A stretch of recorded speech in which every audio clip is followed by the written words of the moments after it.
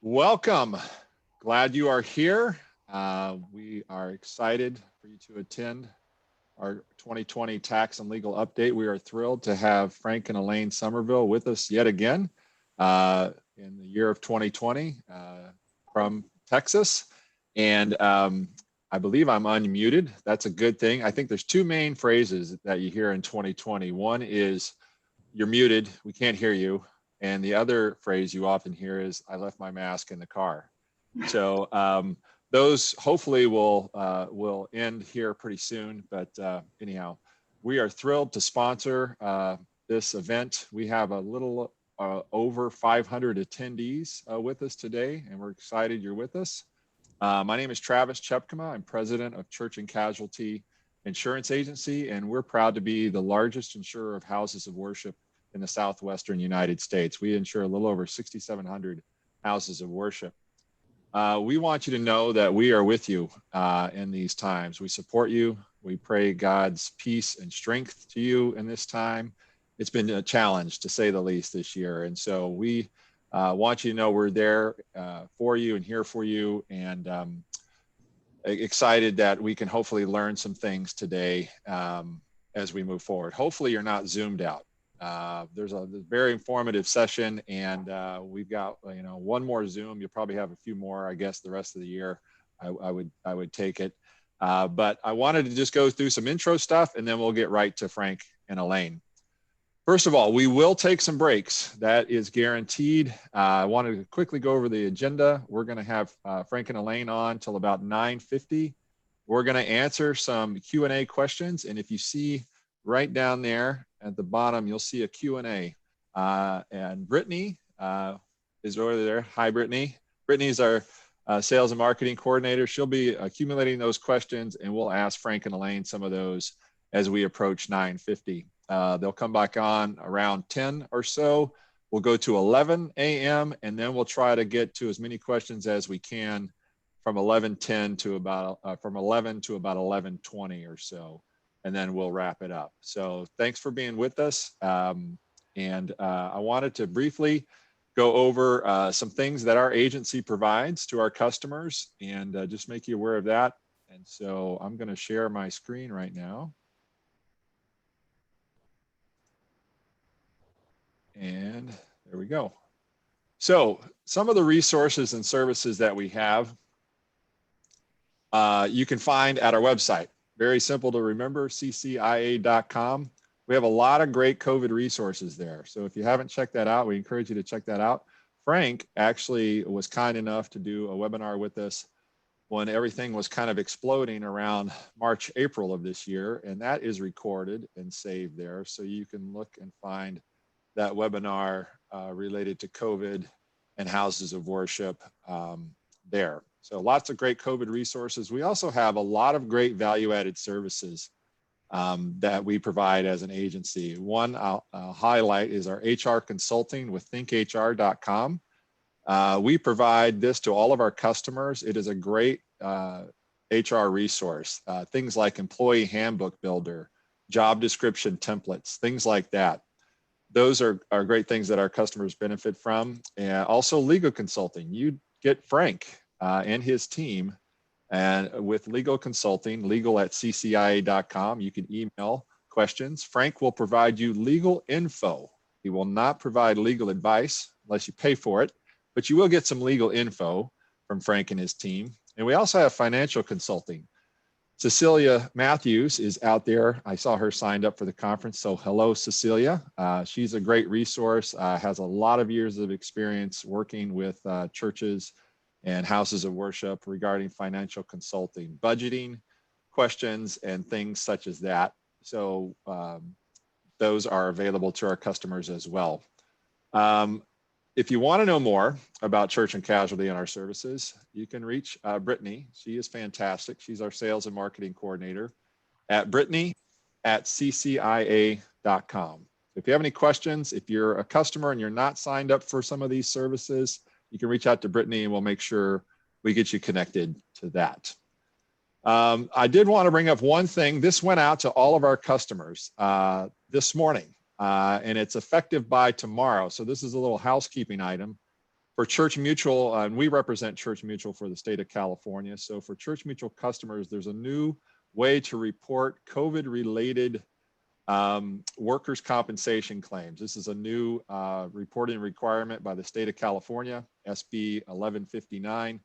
And it's for any work-related and non-work-related cases between July 6th and September 16th of this year have to be reported by tomorrow, October 29th. So if you had any COVID-related type claims between July 6th and September 16th, there's a full detail email. If, like I said, if you're a Church Mutual customer and you're a customer of ours in California, you got that email this morning, and it gives you a full description of how you're to report those. So I just wanted to make you aware of that, and please look out for that email. Special welcome, lastly, to the Church Network, Orange County chapter. Michael Wells and his team, he's the chapter president of Orange County for the Church Network. They are a great resource. If you are a church administrator or executive pastor or something along those lines, they have kind of monthly, even sometimes quarterly meetings. And if you don't have to be in Orange County, but if you're in the vicinity and want to know more about it, you can email Michael or M. Wells at calvarylife.org. So a special shout out to Michael. He's a great resource, and they have some great speakers come in and meet with them. M. Wells at calvarylife.org. So welcome, Michael. Okay, I will stop my share and I will stop talking. And with that, I will hand it over to Frank and Elaine. But before I do that, I want to do a quick professional introduction. We should do that. Frank is a shareholder in the law firm of Weiser, Kaplan, Pulaski, and Zuber in Houston and Dallas. He received his bachelor's in business from Texas Wesleyan and his master's in professional accounting with an emphasis on taxation from the University of Texas at Arlington. His law degree is from the University of Houston Law Center, and he is also a licensed certified public accountant. He brings more than 30 years of experience to bear in all his representations. He has served nonprofit institutions of all sizes as a bookkeeper, accountant, auditor, tax advisor, advocate, litigator, and legal advisor. He has represented many nonprofit organizations before the IRS. Due to his significant contributions to the church administration profession, Frank was inducted into the Church Network's Hall of Fame in 2003. Elaine Somerville is considered a leading national tax professional in nonprofit tax issues. She has been in the practice of public accounting for more than 30 years, concentrating her clientele in the areas of nonprofit organizations, both religious as well as other types of organizations.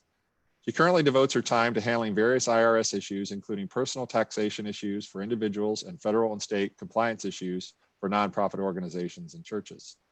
Elaine frequently assists organizations in gaining their tax-exempt status with the IRS. In addition to working with nonprofit organizations in areas of regulatory compliance, she has a passion for training those who work for nonprofits.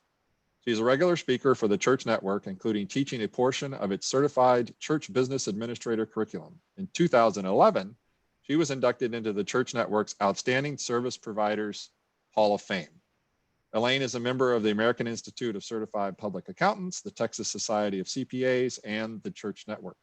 Frank and Elaine have 3 daughters, 1 son, 3 son-in-laws, and 4 grandchildren. And they are longtime members of Gospel Lighthouse Church in Dallas. So with that said, welcome Frank and Elaine Somerville. Thank you. We're excited to be here. We are excited to be here. Frank, you want to load up the PowerPoint? I can load up the PowerPoint. Talk about Q&A a little bit. Okay. What do you want to talk about Q&A? Well, I need to submit your questions to the Q&A, and then Travis and Brittany are going to be kind of going through those. And then at certain times in the presentation, they'll pick out some of the ones that are coming in, just help consolidate them.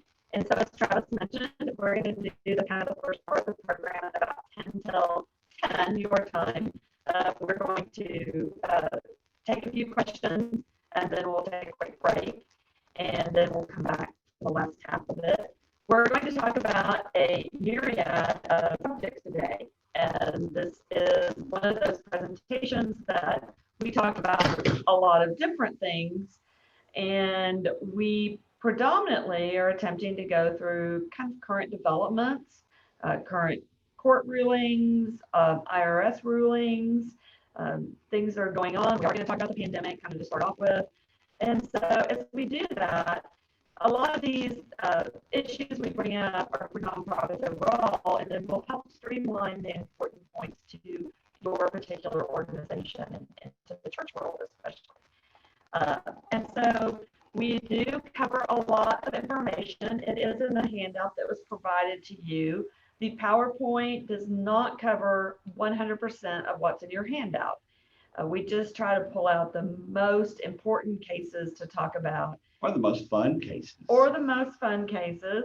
I hope that we're saying hello to some people who have seen us in the past. We're very sad we can't be in California, mainly because it's 40 degrees and raining here in Texas. And Brittany just told me it's 70 degrees in California. Oh.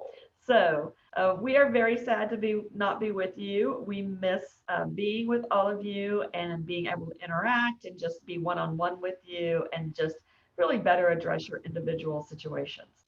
I believe our email addresses are made available somewhere. And so you're welcome to email a question to one of us if your question doesn't get answered. Okay. All right. Well, let's start. Elaine, with, yes. I'm going to jump in. We just had some, it seems clear now, but just an FYI, and I don't know if anything can be done on that side, but it's getting staticky in spots. You'll be clear and then it'll get staticky. So Okay.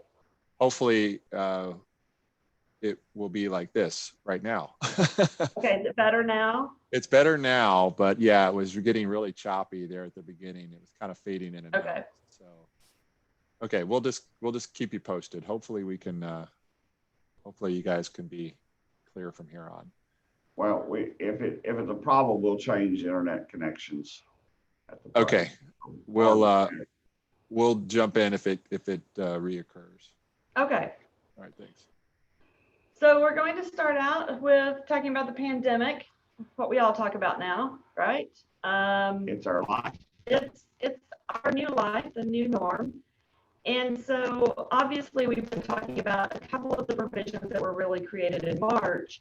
And this has to do with the mandatory paid leave that comes along for employees once they have pandemic affected lives, either having COVID or having to care for someone with COVID or having to care for your child if your child's school is not in session. And so all of those different types of life events were addressed in our mandatory paid sick leave policies that were passed and our new emergency family leave policies that were passed back in March. So Frank, I think that now everybody's a little bit used to those types of leave either being claimed or having to grapple with them. Do you want to just share maybe a couple of documents, how we document things or just some things you've learned in the last 6 months? I'm sorry, it's, yeah, we're still, It's bad. Okay. it's really choppy. Of course, everything worked perfectly in the lead up, and now it's, we're having some technical issues. So let me log off and log back on. So okay, we'll tell everyone, just don't everyone else stay on. Apologize for the delay.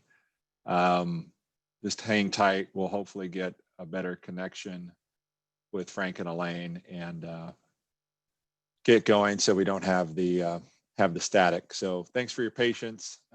Stay right there, and we hope to get Frank and Elaine back shortly.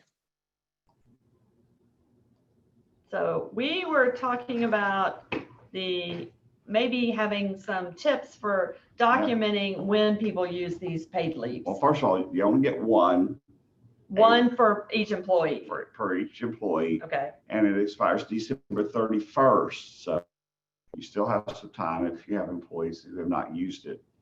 You have to have, I have a couple of forms. If you'll email us, I can send you on, especially when you're dealing with a child who you don't have daycare or the school is closed. you need proof. So you need part of it when it's a child that you're taking time off for. You need to certify, the employee needs to certify that no one else is available to take care of that child, and the name of their school, the name of the children, and their ages, so that you have some verification that they do qualify under the statute for the paid sick leave and also for the emergency family leave. Okay. PPP loan forgiveness. This seems to be the next topic that's on everyone's mind right now. Frank and I differ a little bit on this, on our advice in this area. So if you've been with us before on anything else, you know we don't always agree. But basically, all the PPP loans, everybody's gotten a loan who could get a loan. And now what you're looking at is you're determining whether your covered period is either 8 weeks under the original program and you're going to stick to that, or it's 24 weeks and you're going to go with that longer covered period. When do you apply for forgiveness? That's the big question we keep getting at our practice. And the answer to that is your forgiveness application is going to be due by the end of 10 months from the end of your selected covered period. So your covered period began the day you got your funds. And so you need to then clock out basically where your covered period is and what's 10 months from that date. That's going to be your due date for your forgiveness application. I don't disagree about that. We don't disagree about that. The difference comes in basically now is we're getting the question, do we apply now? Do we wait? What do we do? And we want to go ahead and apply. Should we? Frank's kind of of the opinion, go ahead and apply. What I'm finding from the practical standpoint, though, is that the banks aren't really letting everyone apply. So whether or not you can apply for your forgiveness is going to be dependent on whether or not your bank who issued your loan is ready to accept forgiveness applications. At this point in time, we have 3 forgiveness applications. It's kind of like we have the full application, an easy application, and then an easier application. And so the last one just being issued really within the past month. What has been a little bit the banks are trying to see is if we're going to get anything else that changes this whole forgiveness picture. For instance, are we going to get some more automatic forgiveness levels? Is the easier application going to be expanded on how much it can be used for? Right now, it's for loans less than $50,000. And so with no documentation, you just certify on it that you have the qualifying expenses. Right. You just are saying, yes, we got it. We used it. We're done. I know that the banks, that we do still have banks just not accepting applications though now. Yes. And the good news is the Department of Labor has said that they will start issuing approvals for forgiveness. Small Business Administration. I mean, Small Business Administration is going to issue approvals for the forgiveness starting in December. Okay.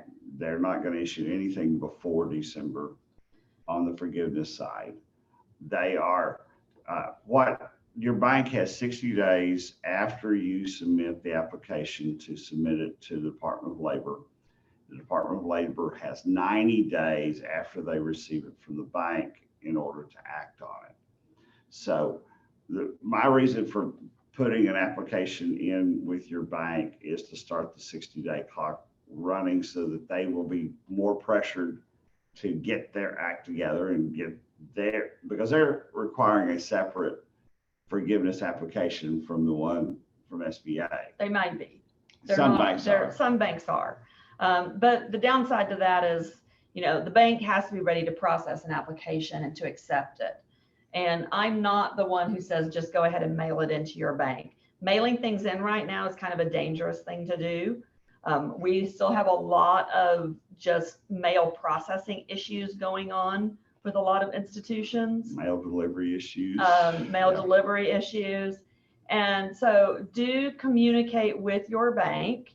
That's who you need to really be watching and communicating with on how that forgiveness application is supposed to be submitted. when it's going to be submitted.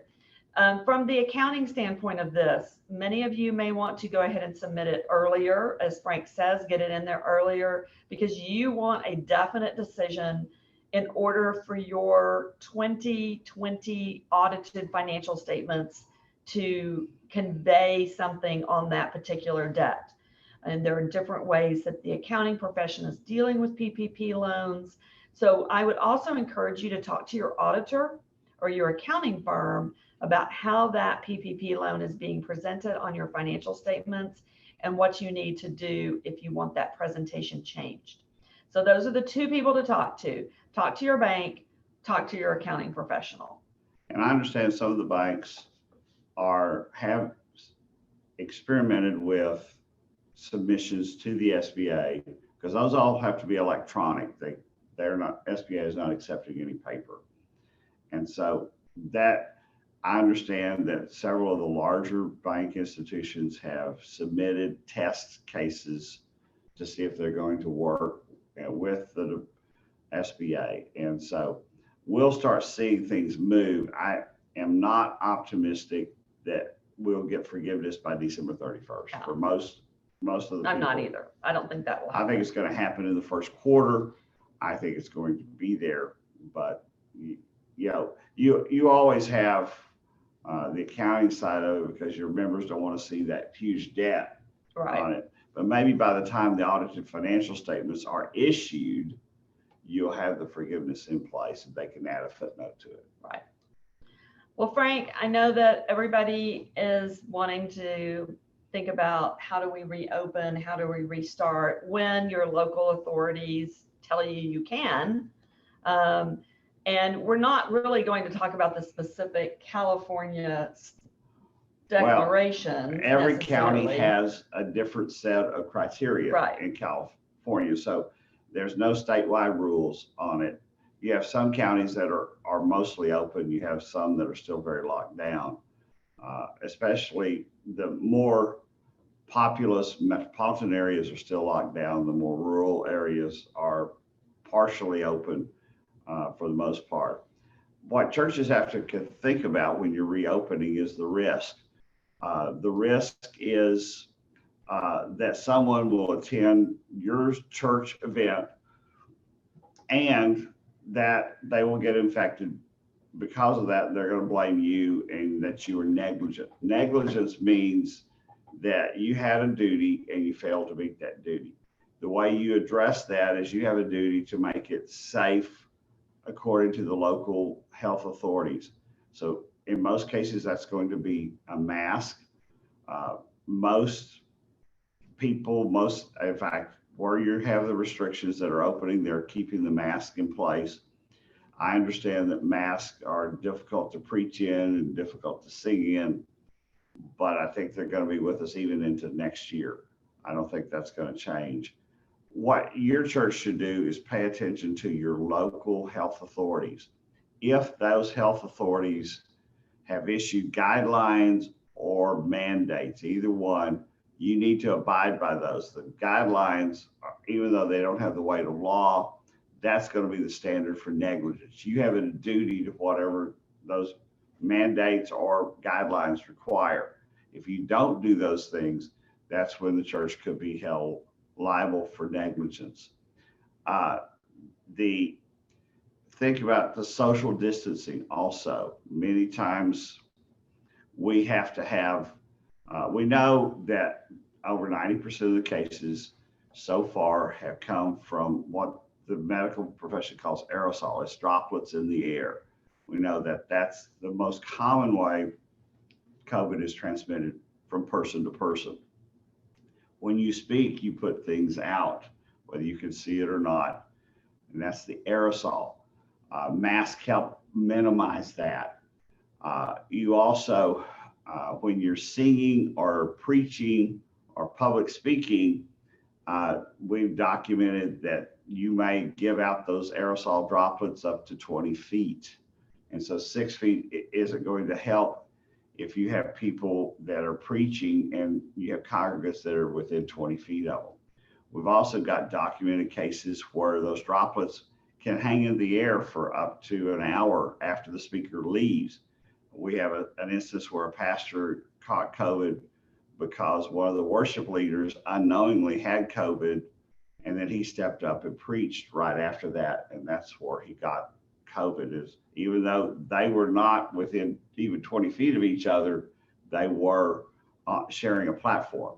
So those types of things. So you're going to need to make sure that in your congregation, you need to mark off spaces so that everyone is social distancing all the way from the parking lot to your sanctuary and then back to your sanctuary, out to the parking lot. So you want to eliminate areas of congregation. You want to make sure, some churches are giving people admittance tickets and things like that to limit the number of people that are there. You're going to have to do for services, because that's still a risk factor. You need to clean those. We have different sprays that are available now that are good for up to a week. You're going to have to stay with those for a while, and after every use, you're going to need to do that cleaning. I think that these are just common sense. One of the things that we're seeing is have someone assigned to your restrooms, because it's more difficult to maintain the social distancing within a restroom. And so you want to make sure there's no congregating in the restroom. So you're going to limit access to a smaller number of people than the capacity for that restroom. When you're dismissing them, you don't dismiss them all at once, because that's a congregant issue. You're going to do more like we do funerals. You dismiss a row at a time so that they can maintain their social distancing all the way back out to the parking lot. So I think that, and one of the other issues I know you've encountered in reopening, and as all employers are dealing with going back, and that is communications with your employees, to really encourage them to not come to work sick. I think it's really hard when you have hardworking employees and the symptoms are so varied, but we have several documented cases that have arisen from someone actually knowing that they did have COVID and had tested positive and continued to come to work or go into a social setting. And so please, one of the big things to do is to make sure you're always conveying the message. We don't want you here if you actually know that you've tested positive or you have any strong symptoms of COVID. And just so everybody knows that that's the norm for your employment area, for your congregations, to keep everybody safe and whole. Well, and we know that 91% of the deaths from COVID are among our elderly. Yes. And so some of our churches are creating separate services just for their seniors, because they're the ones who are being careful in the first place, and it's less likely that someone is going to attend unknowingly. What we do know is that there are some people out there that have COVID that are asymptomatic, meaning they don't have symptoms at all when they're going through it. There are actually 7 variations of COVID that are out there. So we want to pay attention to those higher risk versus the lower risk. Among the children under the age of 18, when I looked in the middle of September, there was 19 deaths, and all of those have underlying health conditions associated with them. So the risk to our children, to our young adults, is much less of a serious infection than it is for our seniors. And so we need to take very specific cautions with those that are high risk, and tell your seniors, tell those with health issues, heart, breathing, those kinds of things. Diabetes is another one that's coming up frequently. They need to stay home. They don't need to be part of your in-person worship. You're going to continue your online, hopefully your online worship services. But one of the things that we have to think about is, what do we do when someone does test positive? I think that's going to be inevitable, whether it's a member or a staff member or a volunteer, someone associated with us. what do we do once we know that someone who attended our church service has tested positive? Oh, Nope. nope. Okay. So- I took it out. Here, you need to have a written procedure for handling. You do not have the duty to report that to county health officials because the professionals who are making the diagnosis already have that duty.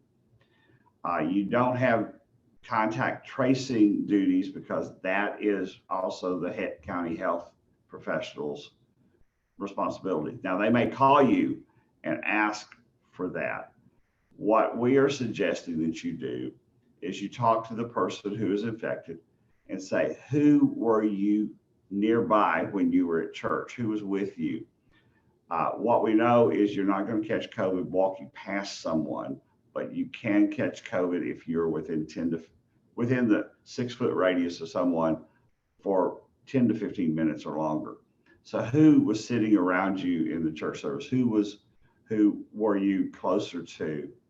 If it's a worker, who was working with you in that office? Who had 10 to 15 minutes of close contact with you? So establish, first of all, those contacts from the person. Second of all, you don't communicate to the entire church. Joe Smith tested COVID. He was at church last Sunday. That is an invasion of privacy. That's revealing medical facts that are considered private by the law. What you can do is to those individuals that are within that 6 foot radius that may be in danger of being infected, you can contact them and say, we have information that someone that you have been with at the service last Sunday has tested positive for COVID. You might want to go get tested yourself. The same thing with employees. You can't send out an email blast saying, Joe Smith tested positive for COVID. In a lot of terms, what we do in the church world is we hide that stuff in a prayer request. And so we'll go and say, pray for Joe because he's got COVID. Now, the only way to reveal the name of the person who's infected is with written permission. Written can be an email, but you need permission from that person before you can reveal that name on how that they are infected.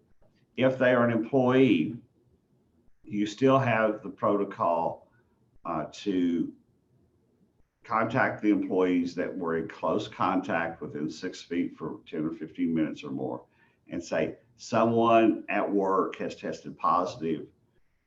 You may want to go get tested yourself. Now, some of the employees that we're talking to, our employers are wanting employees to test negative before they come back to work. The Department of Labor has said you cannot use an antigen test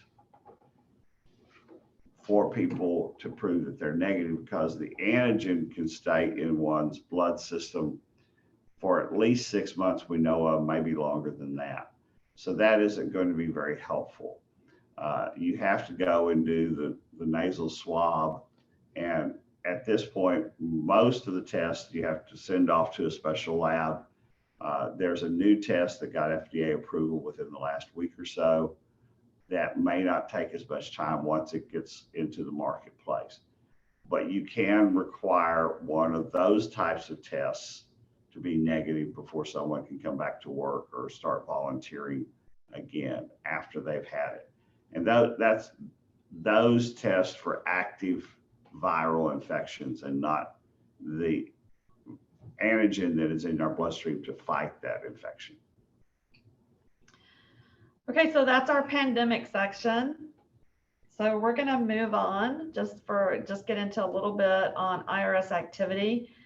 Just also we'll measure time as we go through this. So some sections we may go through a lot faster just because we want to make sure we get to the end where we have some more employment law issues for Frank to talk about. We're not going to spend a lot of time on either one of these. Both of these are in the outline just to point out a couple of really big factors for you. Number one is the IRS did audit 100 employers during a 2-week period where they actually paid some in-person visits. And those employers had been delinquent in their payroll taxes. And many of them still could not pay their payroll taxes. And we actually got some criminal indictments out of this process. So this is really in the handout to help me remind you that you need to really make sure your payroll taxes are properly withheld and then properly paid over to the IRS. Make sure you're double checking that if you use a payroll service and get verification of that. You still, as the employer, have the responsibility to make sure all your payroll taxes are deposited, even if you use an outside third-party payroll service company. The only time that does get adjusted somewhat on the liability is if you're using a professional employer organization. And then that liability might be shared. But most of you are probably doing your payroll yourself or using an outside service such as ADP, Paychecks, etc. And you will maintain all of your payroll responsibilities under those service agreements. The next thing up on the screen has to do with the new group exemption rules. These are rules that have been proposed by the IRS, and they've asked for comments on them. So a group exemption has to do with, say, a denomination that gets a group ruling, and then all the churches in the denomination gain their exempt status because they joined the group exemption ruling that was given to that denomination. And so before, the IRS has not been very good about policing these rulings, really making sure that the groups know what to do, having requirements for who can be in what group. And so this system has not been overhauled in practically forever since it was created. And the IRS is really proposing a pretty major overhaul. And this overhaul that is proposed could affect every church denominational group ruling. And so if you are in any type of denominational leadership, your denomination should be watching these rules. If you are a part of a group, you should be communicating with your group ruling, the holder of your group ruling, I call it the parent, and making sure that they're aware of these rules. These rules will actually change who can be a part of one group. And in some of our denominations, that could mean that some people who are now members of the group could not continue to be members of the group. For our heads, the parents of the group, it'll mean that we have to take more initiative and we will have more type of control over our members of our group and have to communicate certain things to them. This is definitely something to be watching. The comment period for the IRS has ended, so we'll have to see what comes out of this in the months to come. Exempt activities. In this particular section, what we do is we talk about a lot of rulings the IRS has put out that basically says this is an exempt activity or it's not an exempt activity. This helps us understand in our churches, hey, what do we get to do that's okay within our exemption? And what should we not be doing within our exemption? And so we look at all types of different areas of this. The first one has to do with the Korean American Senior Mutual Association. This association was basically created that people could join, they'd pay a certain amount every year, and then there was a death benefit you got upon your death or a member of your family's death. And what the court ruled, supporting the IRS's already ruled conclusion, is that the death benefits were private benefits to the members and that this was not an activity for a 501c3 organization to operate. We've had several of these rulings over the last few years. Not something we normally see in churches, though. Non-belief relief, Inc. Yeah, there are people trying to challenge the church privileges that you have under the tax code. One is your exemption for filing Form 990. Once again, this organization did not successfully challenge it. You still have your exemption from filing Form 990. It's probably not the last challenge, and but again, I think given the composition of the Supreme Court, I think that is pretty safe. Good. Lloyd was a pastor, a church planter, and maybe some of you are not in this situation, but he started with a house church with a Bible study in his house. He did not form a separate nonprofit corporation for the church. Instead, he just deposited the offerings into his personal bank account and paid church expenses out of his personal bank account. So when he got audited, he said, I'm a church, at least this income from the church side is not taxable to me. And the court ruled, no, you didn't have a separate entity. You're still taxed on 100% of the money that came in. Well, this kind of a little bit brings up, every once in a while we do run into this thought process that says, well, we're a church, we're not actually a 501c3 organization. And that's actually not correct. And so that's how you end up with people running their own church, not getting it set up in any type of legal fashion. Churches are 501c3 organizations. They are afforded special privileges under that code section, but that is how you get your exempt status. That's how your donors get to deduct their contributions to you. And so don't ever let anyone try to convince you you're not a 501c3 organization, so all these rules we talk about don't apply to you. They absolutely apply to you. This one really, we talk about in exempt activities. It's also very much an unrelated business income case. And that was the church or the organization that basically they were going to do all these great works, but what they were going to do was operate, they had bought and they were going to operate an orchard in order to raise the money to do all these great works with. And what was properly concluded by the IRS was that you can't operate what is in essence a for-profit business and be a tax-exempt organization if that's the only way you're making money.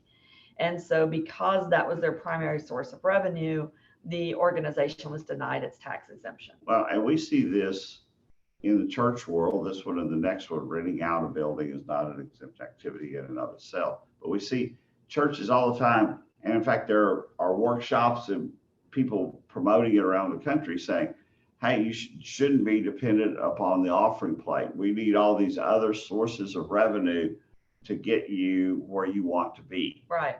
And so this is an example of why that doesn't work if that's the way you're headed as a church. Donations are a key part of it. And if you are operating businesses, you're going to pay tax on it. And if they're big enough, they can cost you your tax exempt status. Here was a building owned by a tax exempt organization. It was renting it out to other nonprofit organizations at discounted rent. And they claimed that this was an exempt purpose because they were providing buildings to other tax exempt organizations. Again, not a tax exempt activity. You have to be real careful with all of the fundraising that your church wants to do, because that could create unrelated business income issues, property tax issues, and sales tax issues. Right. So it is how we make money is actually as important as how we spend money in the tax exempt world. This last private letter ruling that's on this particular slide talks about our organizational test. And we always have one of these rulings in our presentations, mainly because we get several of them during the year. So it's easy to keep it in. But if you've heard us before, you've probably heard us talk about the organizational test. It's our primary test to be a 501c3 organization. So if we don't pass what this organizational test is, then we can't be a 501c3 organization by definition. And so that's what becomes very, very dangerous. So what the organizational test does is it says these certain items have to be in your organizing documents. So there are just some things that must be in your organizing documents in order for you to pass the organizational test. If your organizing documents, which are your articles of incorporation or your articles of association, potentially, then if those documents don't contain very specific language, then you're not tax exempt. And this has been ruled to be the law, even if you are a member of a church denomination. So being a part of a church denomination does not save your individual church from failing this particular test. And we normally recommend that you have your documents reviewed by a qualified attorney every 3 to 5 years, probably, right, Yeah, Frank? I think that's right. And what we find in denominational churches, we are a Methodist or we are Presbyterian. They're not going to mess with us. And what we find is that's a neglected area because they will adopt the Book of Discipline or Book of Order and not have good governing documents under state law and good governing documents that will meet the IRS requirements. One of the big requirements that is in the law is that you have a dissolution clause in your organizing documents. And it states that if you dissolve your organization, your church, all of the assets after you pay your debts will be given to another 501c3 organization or to an appropriate government organization. And really, when I look at older documents for a lot of denominational groups, that's the big clause that's missing because it wasn't required necessarily 50 or 60 years ago. So definitely, if you've not had your organizing documents reviewed by a qualified attorney, not your real estate attorney, not your pro bono attorney who, practices employment law in the church, somebody who knows nonprofit organizations. If you haven't had that done in the last, say, 5 years, you probably need to have that done. And I threw this one in because it's fun to talk about. This woman loved animals. She started an animal rescue. These are animals that were hurt or abandoned. And she brought them into her home. And so she formed this nonprofit animal rescue organization in her home. And that organization all of a sudden was paying her home expenses. And good intentions doesn't make it tax exempt. She was really relieving herself of the burden of owning and maintaining that home with tax exempt money. And it didn't matter that she was using it for that. Well, we're going to talk about, before we move on to our next program, we're at a great place. And you are right at 9:50. And so, Travis, do we want to do maybe a couple of questions before we go for a break? Yes, that would be great. We have some questions here. Brittany, why don't you take it away? We'll just go right off the bat here. All right, so first question we have is regarding the FFCRA mandated sick leave. I've read that the law extended until the end of the year, the time frame in which we need to pay 2 weeks worth of sick leave to applicable employees.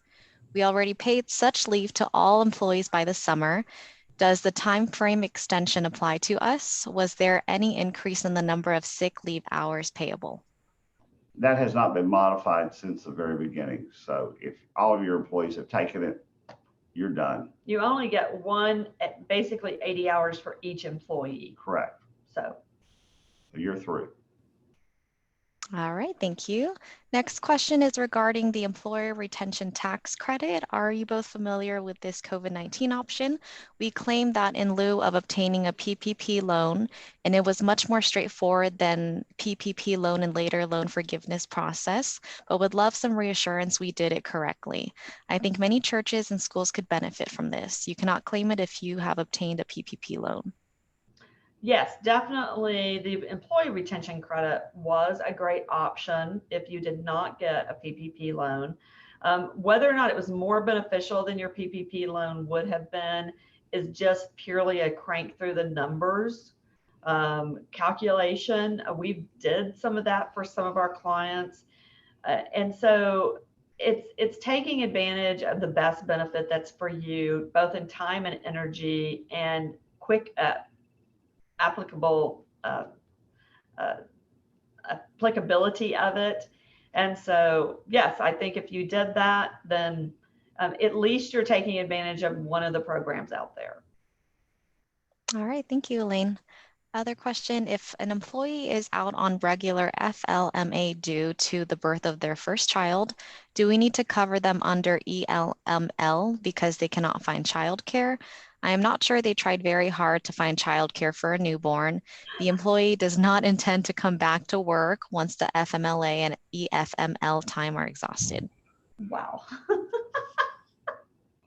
Okay, that's definitely a Frank question. Well, okay. Well, FMLA is separate from the emergency leave. That emergency leave is a subset of FMLA, and that provides you for mandatory pay, where FMLA does at not. 2/3. That's right. An FMLA is normally without pay. Yes. For where the emergency leave for employees who cannot find childcare, they can get 2/3 of their usual pay for the 10 weeks that are out there. So all you need is documentation from that employee that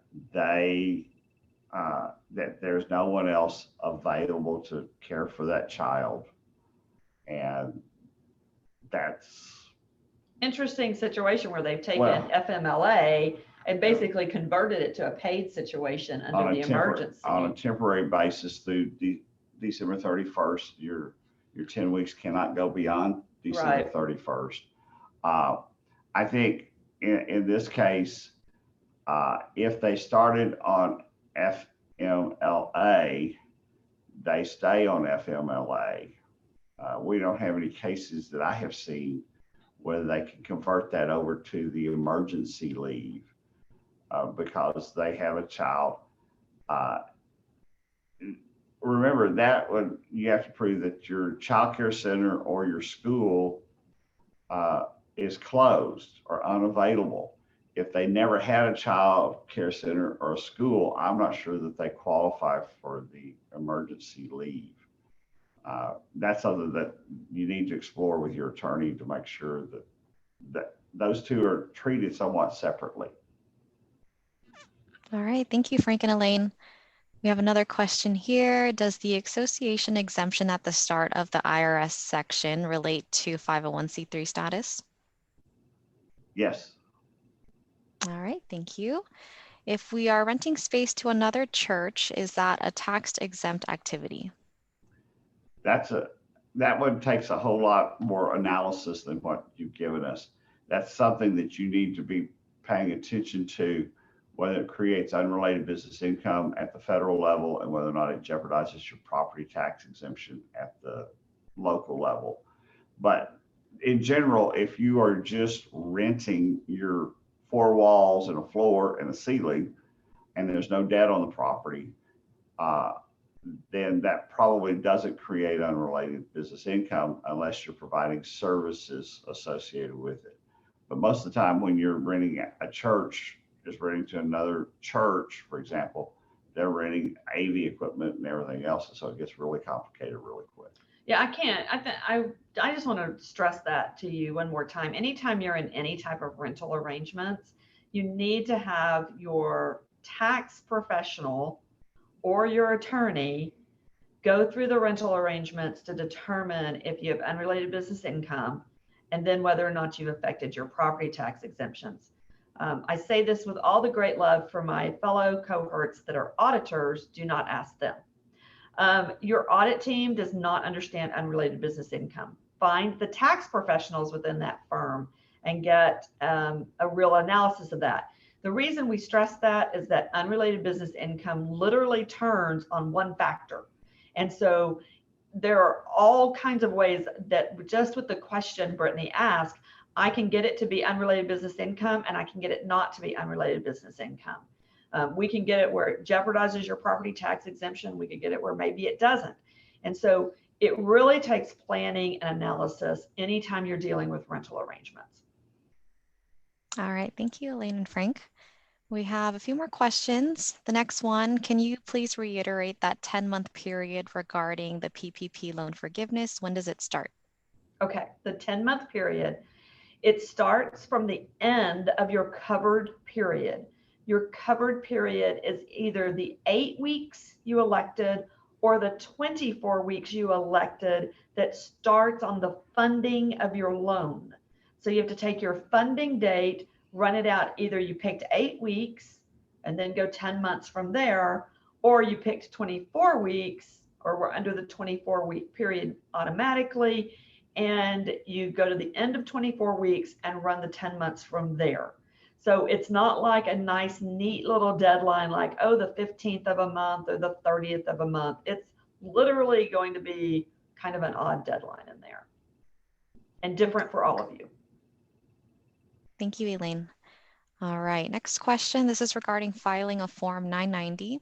Although our church is exempt from filing, we have found that many applications for loans or grant applications request tax filing information. Would you recommend against voluntarily filing Form 990? What are the pros and cons? So I have a great solution for you, and I do this for one of our churches that's a client. They need a 990 for grant proposals. And so we actually prepare a 990 for them. We watermark it that it is prepared for informational purposes only. We prepare it just like we would if we were filing it with the IRS, but we do not put it in the IRS system. That means the IRS, number one, it confuses the IRS if you file a 990 and their system says you shouldn't.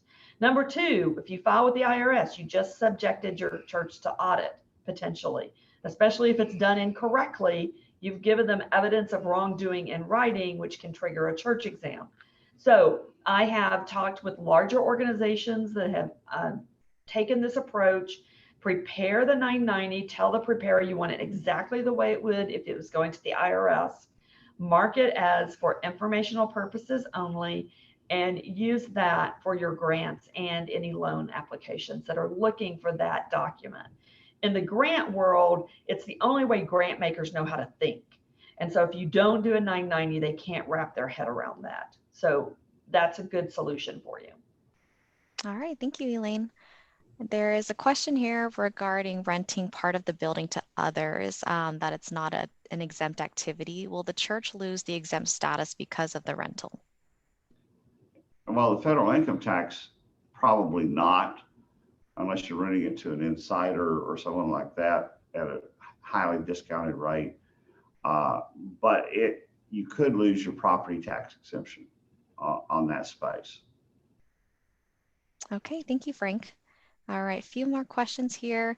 When you talked about the rentals, I thought there was a 25% of gross income exemption. When you say they are not exempt, does that mean we have to pay taxes on any amount of rental income that we receive? So that's where we're saying that where we go back and say unrelated business income turns on a single factor, that's one, there are some percentages in there that we consider with UBI. And that's why it takes a very specific analysis. Yes, you could have too much UBI. That's possible. But in essence, there are so many factors on rental to consider. You have to go through the entire analysis. And the other thing is, for a 990T, all it takes is $1,000 of gross income. It's not 25%. It is $1,000. And so that's another factor that you have to plug in to. You really need to go get professional advice specific to your situation. It's a very fact-intensive analysis. Because you could have a filing requirement even though you don't have very much income. Right. That's taxable. Yes. So. All right, I think we're going to take a break. We've got more questions. We're going to work and do our best to get to all your questions. If we don't in this seminar, we will definitely work to save those and email you responses. I know Frank and Elaine are very generous with their knowledge and being able to help answer these questions. But let's take a 10-minute break. It's 10:01, 10:02, it just turned. So at 10:12, don't log off.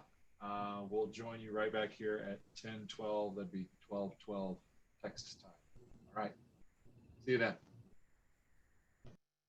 All right. I have 10:12. We are back.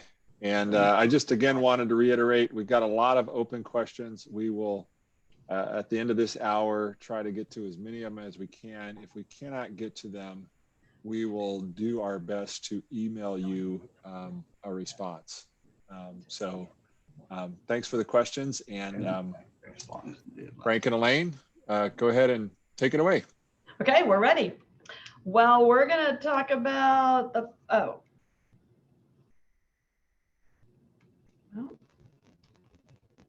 Well, I'm going to talk while Frank gets the PowerPoint back to working. Decided to freeze during the break. So the section we're going to talk about has to do with grants. And What did you guys, sorry, Elaine, I'm not sure what happened, but you guys went scratchy again. But hopefully it'll clear up. But okay. we'll let it, it's good now. Yeah. Hopefully it won't. Is that better? That's good. That's good. Okay. All right. Thank you. Okay. All right. Thanks. We'll try this. So we're going to talk about grant programs, and we're going to go ahead and put all three of the private letter rulings on the screen. So we can talk about basically, when we talk about grant programs for the church world, that's a little bit synonymous to our benevolence programs. And how we operate benevolence has to be done very carefully, or you can quickly run afoul of the rules. And unfortunately, some pretty common practices run afoul of the rules. And so we like to try to get those addressed during this brief session here, just to try to go with some of these.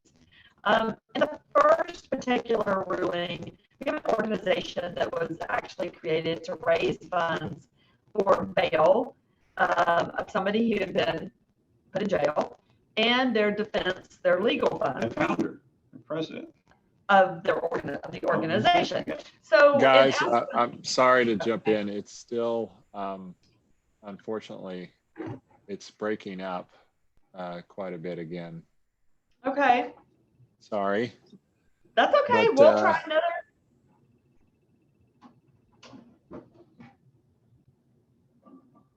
I do like Frank's IT skills. I mean, I'm very impressed.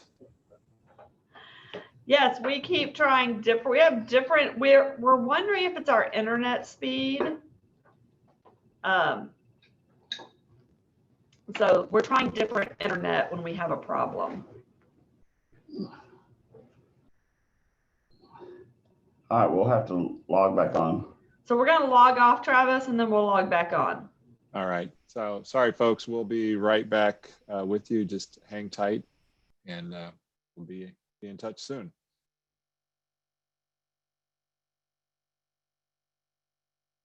I think we're back if we're not all scratchy again.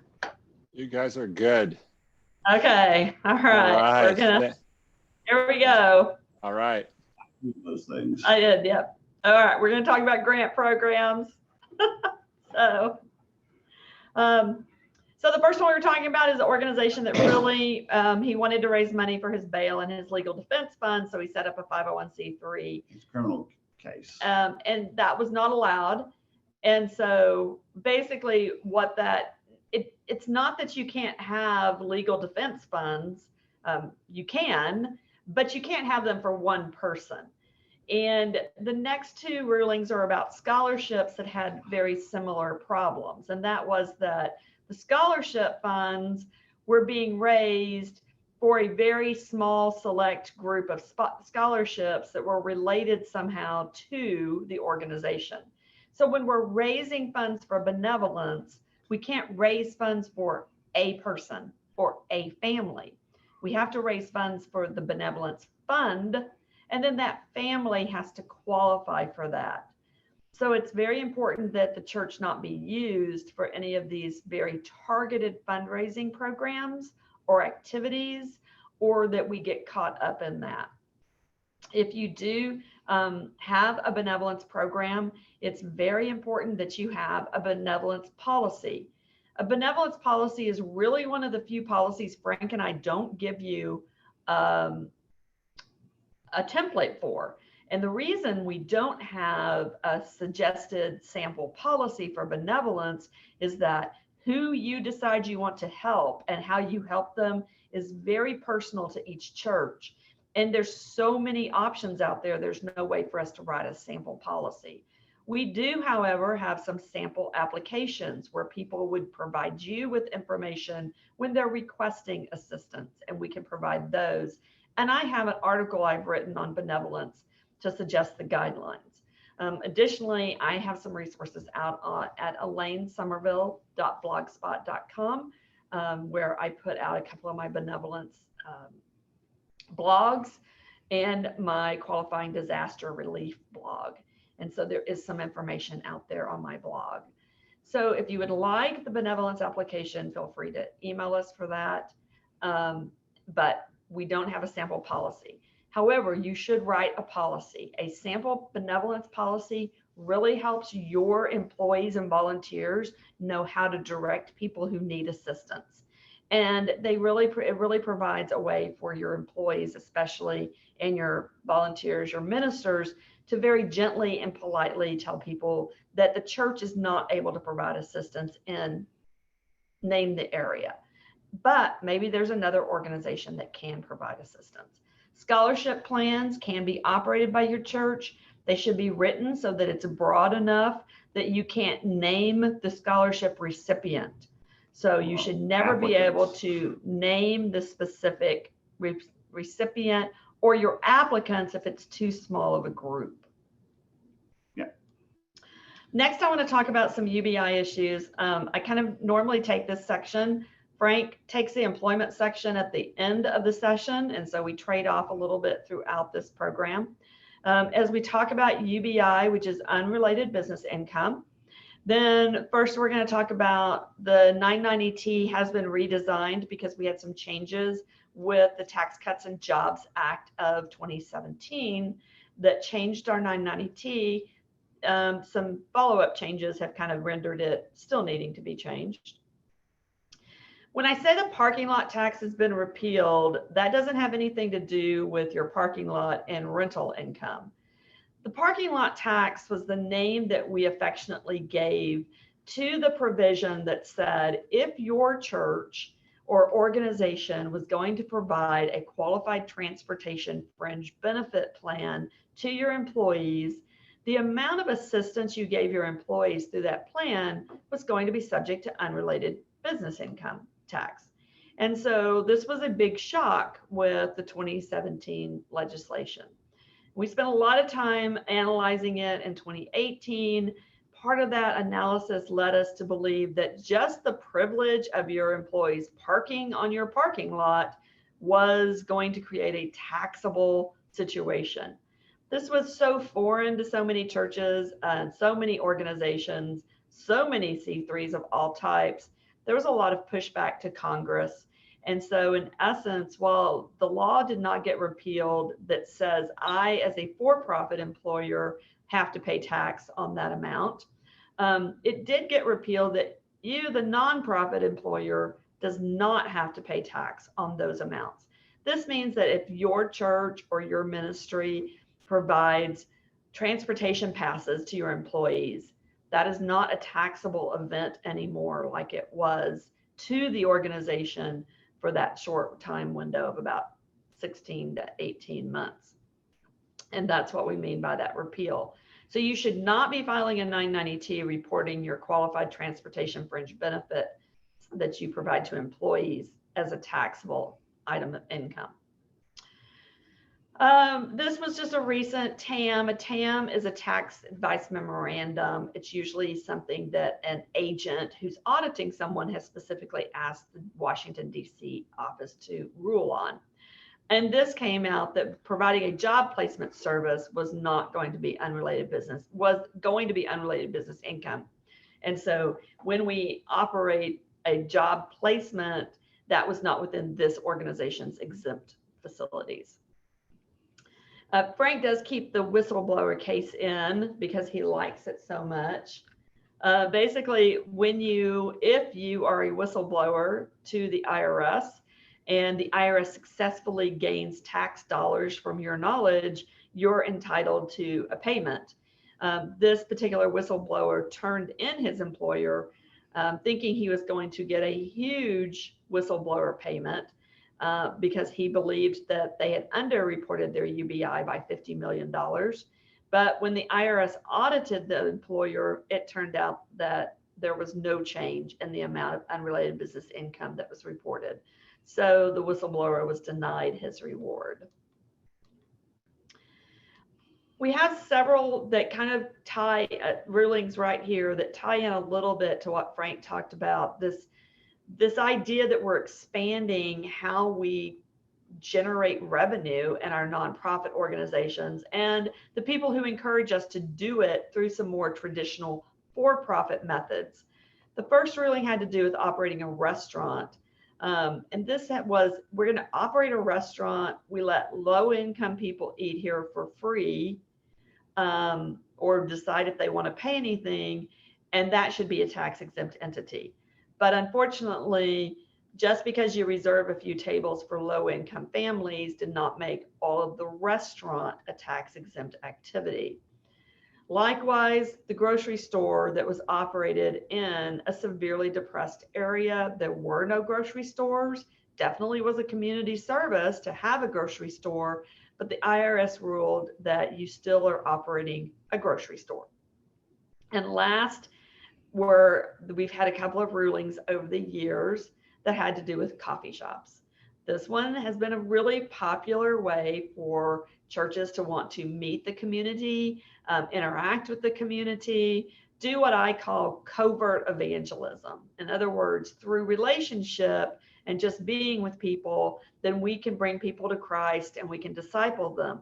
Unfortunately, covert evangelism does not create an exempt activity in a clearly for-profit scenario. So where we had this for-profit scenario of the coffee shop, it did not get overruled by just the fact we were going to build relationships with people in the community. So in all three of these, what you see is a restaurant, a grocery store, a coffee shop, all very for-profit type of activities that while they have a nonprofit aspect to them, that aspect did not change their overriding character.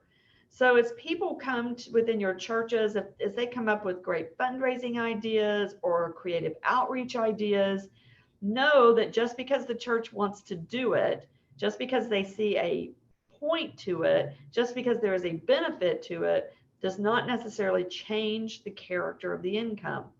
All of these needed some really good unrelated business income analysis done on them before the organizations went forward. And I've worked with a couple of these organizations in infancy stage. They have a great idea, but we can't get past this kind of related test.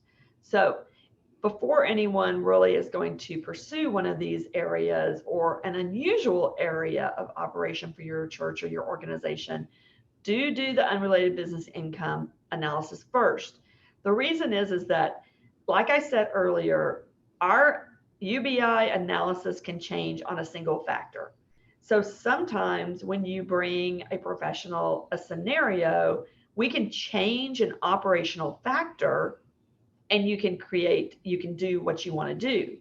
After you've put all those factors into play, we can't change them. So pre-planning with unusual fundraising activities is really important. In payroll, yeah, the Department of Labor, y'all know this now, have a minimum. California has its own deal that it's doing out there. The administration said that employers could stop withholding Fica taxes from employees from September 1 through December 31st of this year. But you still have to make the tax up in January through April of next year, or double withhold it.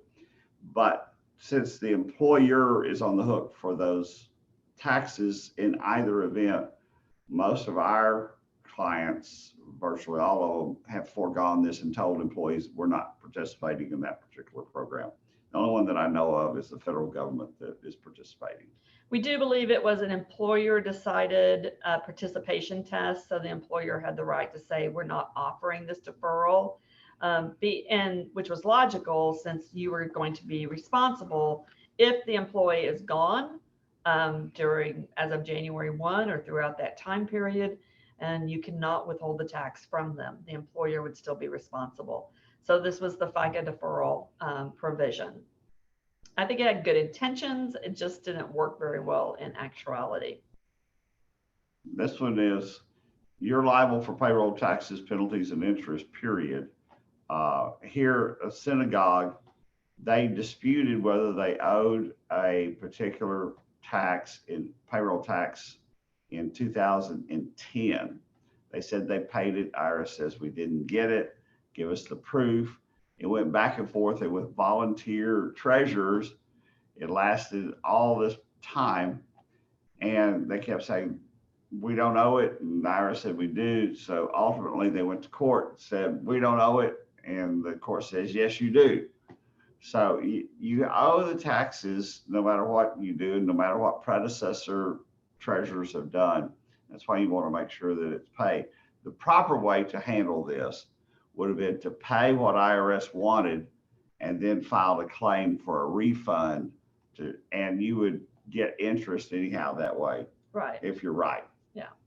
Well, this is a great time. In the past, through these programs we've done with you, Travis has made my church compensation book available. I have a copy of it here. It's just hard to see. And this is church compensation from strategic plan to compliance.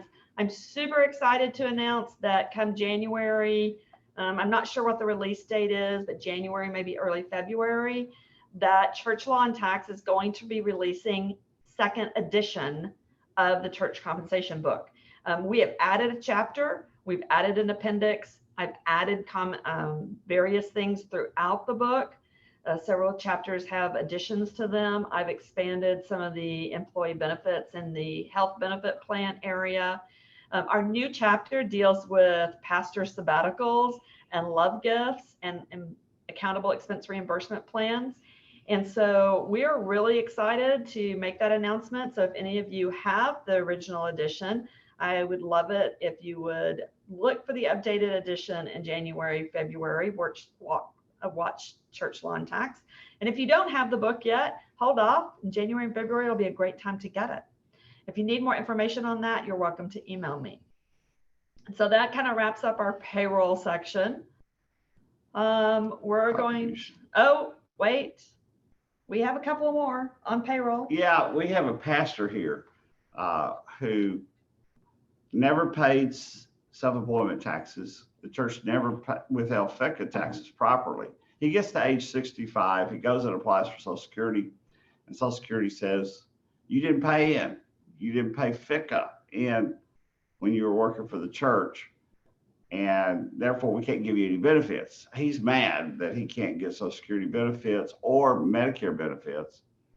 And so he sues the church and says, you were supposed to withhold Fica and Medicare taxes from me. And of course, the law is you can't as a church. And the court did this on what we call a Rule 12B motion, which is, Judge, he hasn't even stated a reason for the court to rule. You just need to dismiss it. So this really drove home the fact that as a church, you don't withhold FICA and Medicare on your pastoral staff that meets the criteria to be a minister.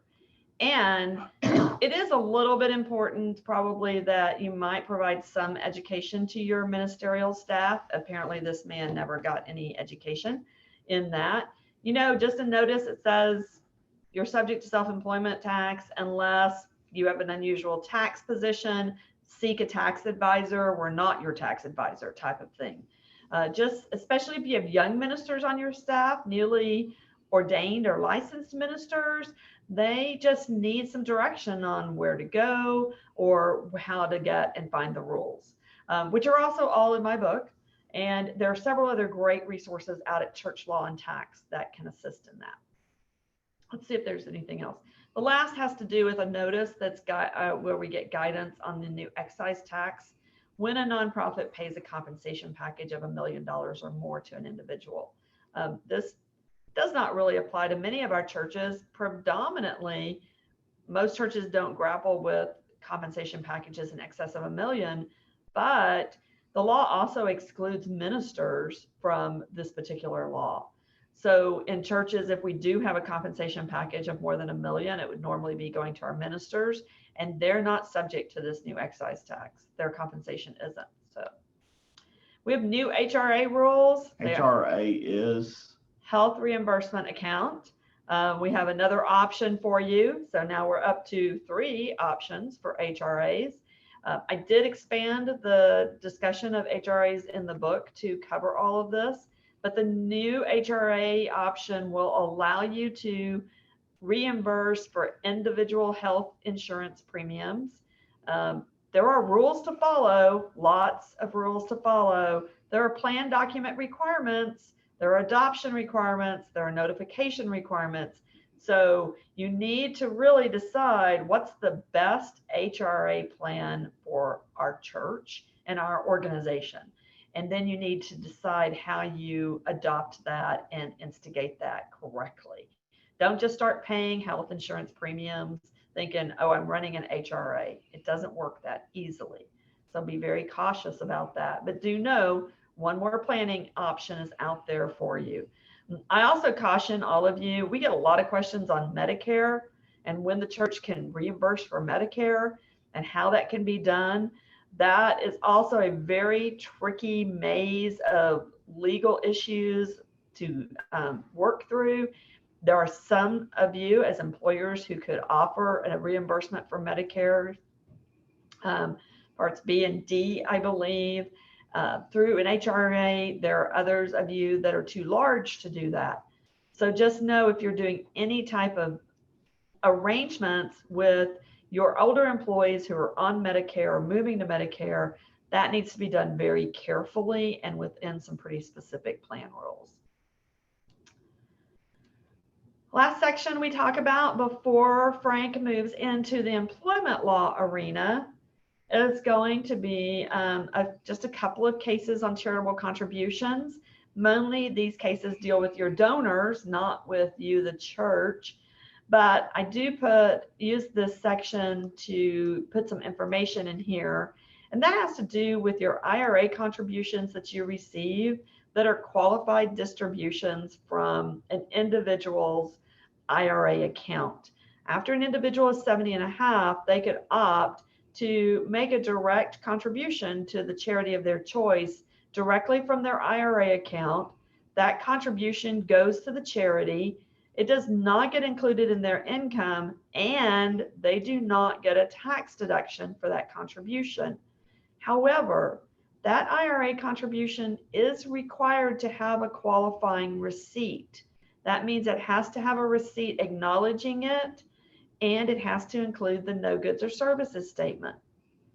I really want to strongly recommend, I know this messes with your system, what I'm going to say, but these receipts should be separate than that donor or member's normal receipt.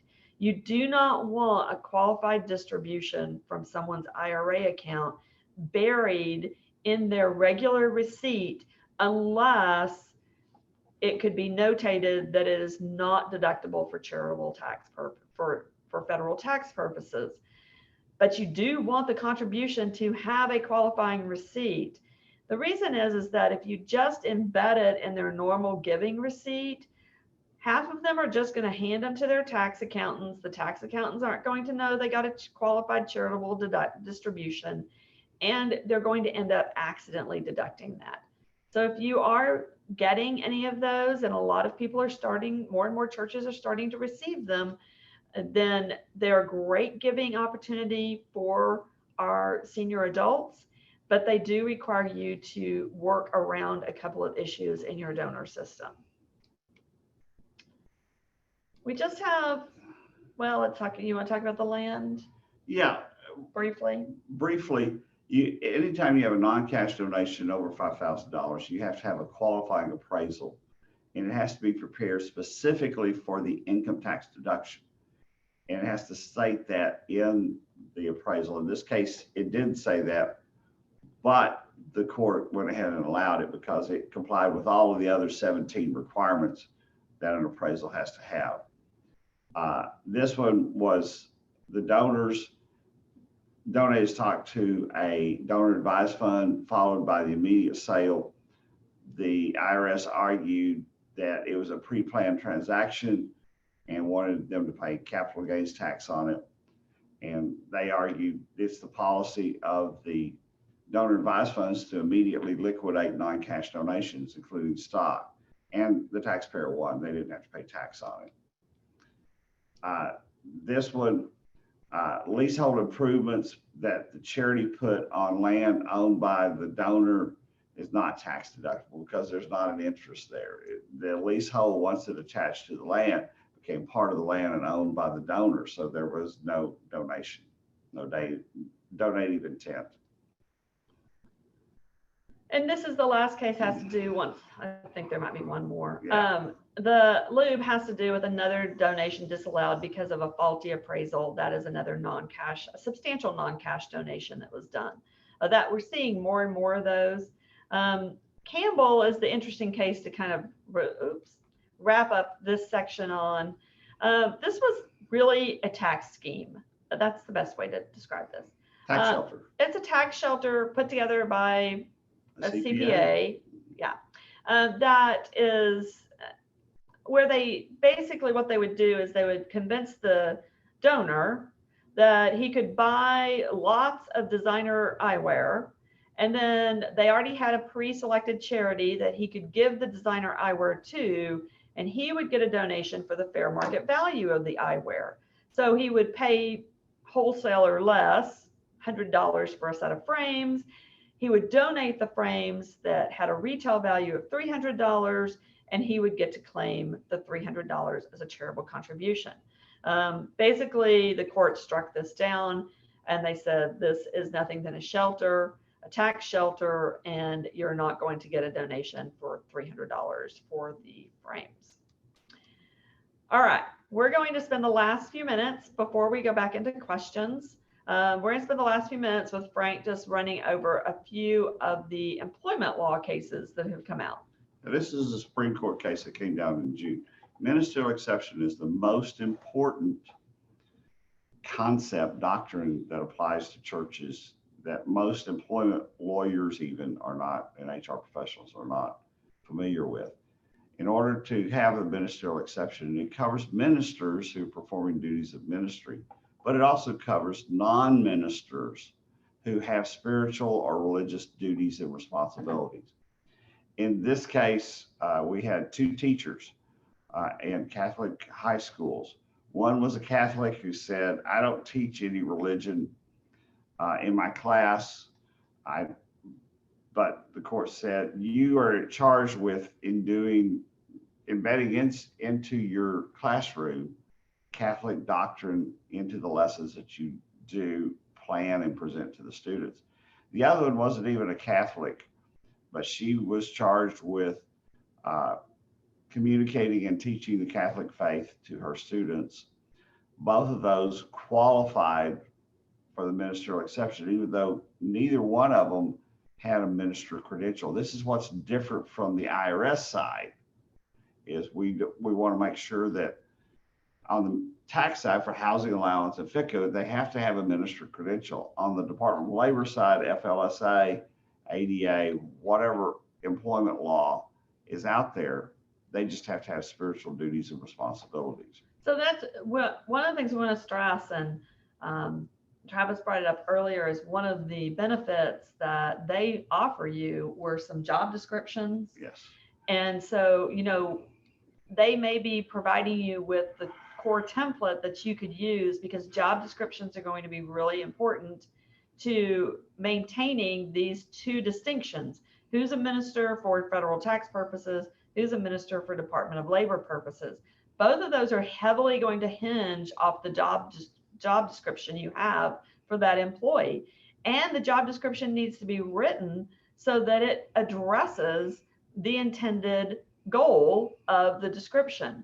And so you do need to be going through and basically classifying all of your employees for both purposes to make sure you have everybody in the right bucket.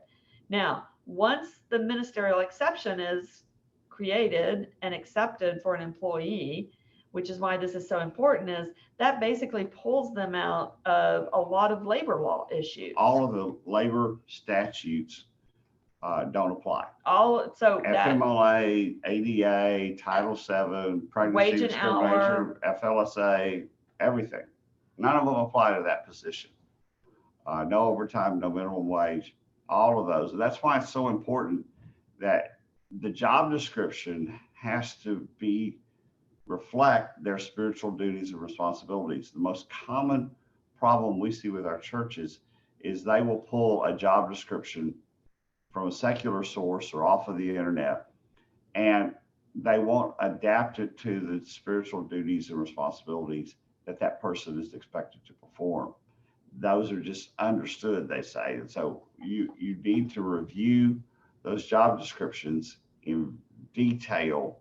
We just finished a review for a church, and all of the stuff that they tacked on for the Ministerial Exception was all generic. It didn't have anything to do with specific religious responsibilities. It said they're responsible for the spiritual growth. Okay, what does that mean? Didn't even say who is spiritual growth they were responsible for. Those kind of conclusory statements are generic statements that are not specific, aren't going to help you at all. But that job description is something you should work with an employment lawyer who is knowledgeable about the Ministerial Exception to make sure your job descriptions match what those employees are actually doing. Well, and today what we're seeing is that so many, even employment lawyers, are trying to say the Ministerial Exception is tied to having credentials, and that is not what the court cases are saying. Well, and the Ninth Circuit in California specifically said that, and that's what the Supreme Court overruled. And so that's no longer the law in California. You don't have to have a ministerial credential in order to qualify for the Ministerial Exception. You do have to have a ministerial credential to be subject to federal income tax payroll issues, to not pay in FICA and Medicare through the withholding and matching, and to be qualifying for the housing allowance. That is a different, so we need you to you have to get this just buried in your mind that ministers have two different definitions depending on the type of law we're talking about. Moving out of the Ministerial Exception. This was also a Supreme Court decision in June, which said that Title VII, when the term sex is used, that would include sexual orientation, gender identity, and transgender individuals. The interesting part of that decision is it specifically reserved the right to revisit this issue in the context of the faith community. And basically it's saying this does not apply to the faith community at all at this point, because we want to revisit that in light of the religious rights, the First Amendment, the Religious Rights Restoration Act. So while that is true, that this decision had very broad language, it did not include your churches. What we are suggesting churches do is to try to apply the law to your non-ministerial exception positions, even if your church may have a theological belief that that activity is against your faith. And the reason we say that is we don't know where the court's going to end up on this ultimately.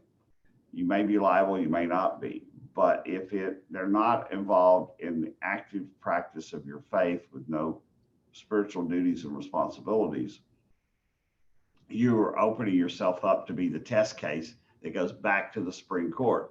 And I don't think churches like being the test case and incurring all the expense and publicity related to it. And the last one is the Demkovich. And this is an organist, music director at a Catholic church. He was gay. He was fired. He brought a claim under Title VII, and the court dismissed it because of the ministerial exception applied to that position. So now he filed a second lawsuit against the same church for harassment, that the priest there ridiculed him, bullied him, put him into awkward positions solely because of his sexual orientation. And the court said that didn't violate the minister exception because it's a tort, and you are liable, the church is liable for torts that are performed by your minister, and there's no ministerial exception that will save the church from liability there. And then this is for those that are non-church or house of worship. This is for those, the court is exploring the possibility that Gospel Mission is not a religious organization under Title VII for religious discrimination purposes because it's multi-denominational. They have a Catholic that's the chairman of their board, but they have 7 different denominations represented on their board. They're saying you're not under the auspices of a church, so you may not qualify as a religious organization. Director of Inclusion for United Methodist Conference, the court remanded it back for fact-finding or discovery in legal terms on whether or not this qualified for the minister exception. They want to look at the job description and the duties and responsibilities. The Director of Inclusion was hired by the conference to bring minority groups into the Methodist Church. How can Methodist churches reach out to minority groups that they are not normally ministering to? And that may or may not be a minister exception.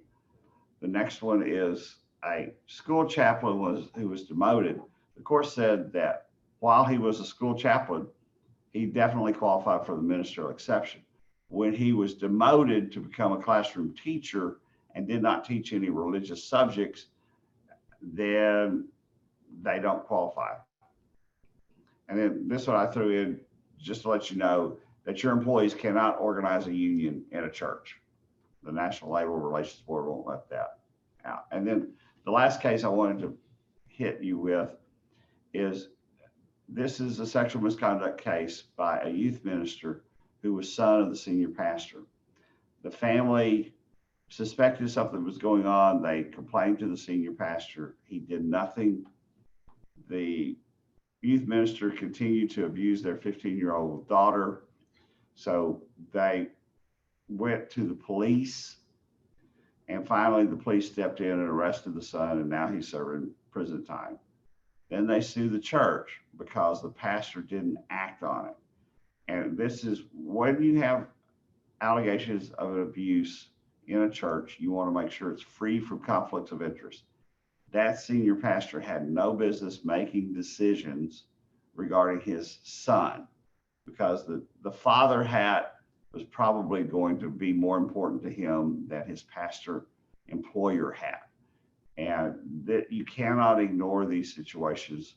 We had another church where a senior pastor has stepped down because he didn't remove his son from children's ministry after that son expressed some interest in younger children on a sexual nature.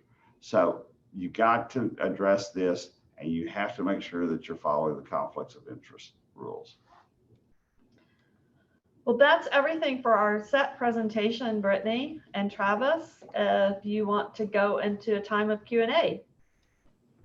Okay, so we have right now 36 questions. We are not going to be able to get to all of them. We can try. We are going to try. But what we are going to do, if you don't mind, Frank and Elaine, I guess we could send it this way. We typically reserve this for our customers, but if we don't get to your question, just want to let you know up front, if we don't get to your question, if it's okay with you, Frank, we're going to have them email the question to legal@ccia.com. And then we can just put in the subject header of legal@ccia.com, Sommerville webinar. And then Brittany will receive those and know that that was a question related to this webinar that we did not get to. But we're gonna go right now. We're gonna try to hit as many as we can. We're gonna start with the 10 o'clock hour, I believe. And Brittany, take it away. All right, first question here Is a pastor an employee or an independent contractor if they have outside employment? Yes, they're both. So that's much too big of an analysis from that just one question. A pastor, whether a pastor is an employee or an independent contractor of your church, is one analysis.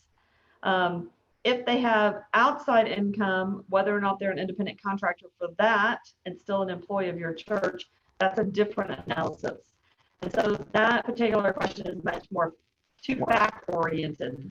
Well, but a minister working for a church is self-employed for FICA, Medicare taxes. They have to pay self-employment taxes. They are an employee for W-2 purposes. So they wear two hats, even if they're employed by the church. They're an employee for income tax. They're self-employed for FICA and Medicare For Social Security tax purposes. You do, however, I would very much caution you, you do not want to determine that your minister is an independent contractor for federal income tax purposes for your church if you're providing them with benefits and they have access to benefit plans, because as an independent contractor, they don't have access to benefit plans.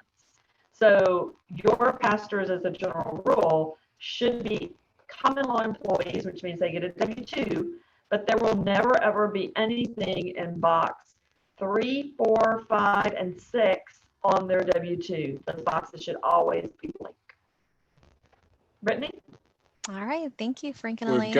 got a little bit of critters have reappeared in the IT system, but we will try to do our best to get through here. But hopefully we won't have you log off again. We'll just see what we can do here. Go ahead, Brittany. All right, next question. This question is regarding the employment law section. In Our Lady of Guadalupe case, it talks about ministerial exception for teachers. I've heard some advice to talk about the importance of the faith community each person makes up a part of it, and how each employee and their job description duties are an important part of the faith community, even beyond the ministerial duties they might have. Any practical examples of what should be included in any church job description as a result of this ruling with respect to either ministerial duties or contributing to being an integral part of a faith community in your role? Email me. I have an article where we talk about that. There's multiple criteria. Where I start with is the church looking to this person for spiritual leadership? Is the congregation looking to this person for spiritual services or religious services of some sort? If they're not, if you don't get to that point, then you don't get to the rest of the stuff that you have to do. So you're wanting to make sure that they have specific duties and responsibilities that are related to spiritual or religious duties. So, for example, selecting curriculum for the Christian school that reflects their faith basis. That would be an example of a specific job description. All right, thank you, Frank. All right, next question. I'm going to be starting to say the name of the person that is asking the question. So this one was asked by Boyd. As a church, some of our donations are given to missionaries associated with our denomination. Can this be treated as a donation on our 990T? Okay. I think what you're trying to ask is that you give to some missionaries, and if you have a 990T, can you take that as a charitable contribution? You could only do that if you were giving to another 501c3 organization. So if you were supporting a missionary, it would have to be substantially related to the business activity. No, it on the doesn't. 9T. No, it doesn't. You can claim a charitable contribution on a 990T. Okay. That is possible, but it has to be to another 501c3, just as any other corporate donation deduction would be. All right, thank you. Next question asked by Emily. Our accompanist volunteered not to be paid during the church lockdown. This employee now records music for our online service in his home and submits it to the church for the service. Should we be paying him? Not if he's willing to volunteer. No. If they're volunteering to do that, God bless them. All right, thank you. Next question asked by Latanya regarding group rulings for IRS. Can you please give an example of the types of groups? Yes, so for instance, church denominations often have a group ruling at the top of the denomination. Like the Southern Baptist Convention has a group United ruling. Methodist Church, Presbyterian Church USA. they all have group rulings. Episcopal Church in America all has a group ruling. Assemblies of God, Church of God in Christ, all of them have a group ruling that covers all of their churches. And their churches are their churches gain exemption by joining that group. Other common ones you might know might be the Boy Scouts of America. PTAs usually have a group ruling for the state, for all the PTAs in the state. Those types of trade associations, it's very big in trade associations. And then other types of organizations that say might have chapters will have a group ruling at the top that chapter comes in under. All right, thank you. Next question from Stephen and Jeff, similar question. Where are these PLR documents? Where can I find them on the internet? So if you will search the PLR and the number, you will probably get a link through the irs.gov website to go and find that PLR. All right, thank you, Elaine. Next question is from the center. If a church has unrelated business income, does it create a requirement to file Form 990? If not, how is the tax liability reported and unpaid and paid? Okay. So if you have unrelated business income, it does add more than $1,000. Then it triggers a 990T filing requirement, not the regular 990. This is a separate form. So that's just the 990T filing requirement you would have to do to report that particular unrelated trade or business and determine if you had any taxable income or not. Okay, thank you. Next question by Robert Gast. Our church operates a Christian preschool. Can this be considered UBI under current law? No. All right. Next question from Rabbi Lonnie Bradshaw. My wife is a synagogue employee, and the synagogue reimburses her after getting receipt of payment of her monthly health insurance bill. We were told we needed a QSEHRA, but we're quoted over $500 to set one up. And frankly, we cannot afford that at this point. Any suggestions? No, they're really advising you that if you're going to reimburse for an individual health insurance policy, that needs to be done through, that's called a Kashira. It's one of the HRA plans. I do recommend that it will be a well-spent $500. I know that could be a lot for you, but you really do want your plan to be set up correctly. Well, and if you are reimbursing her health insurance, that could be an Affordable Care Act violation if you're doing it outside of the Kashira, and that's $100 per day per employee fine. Yes.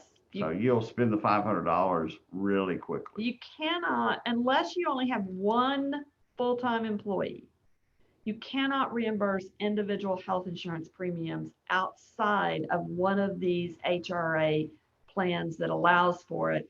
And that would be the new individual coverage HRA and the Kashira that give you those roadmaps. They are not the same roadmap, but they provide a roadmap.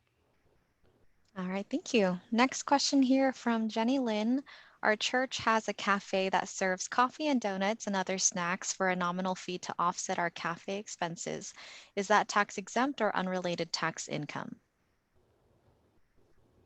When is it open? You know, if it's just open around service times, it's for convenience of members and it falls under one of the exceptions. For our larger churches, if it's open during the business day, a lot of times that falls into a convenience of the employee.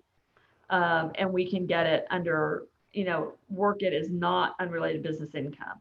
Generally, the cafes that are inside your churches like that are done for the convenience of your members or those attending activities during the week or your employees. And there's not some big flashing neon sign outside that says, come into our coffee shop. And so in that case, we can normally get them to be related or accepted under the rules. All right, thank you. Next question here from Manny Huang. We have a few Chinese language teachers. We employed 1 hour a week, 4 hours a month. Should these teachers consider W-2 employees, or can I issue 1099? Generally, teachers are going to be W-2s because you're controlling the topics that they are teaching. Okay, thank you. Next question here from Tim Clark.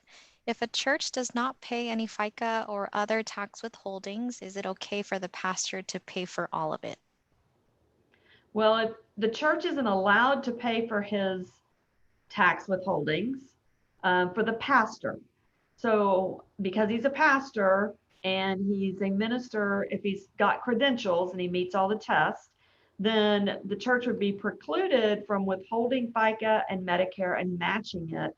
And then they're given the option to withhold federal income tax or not.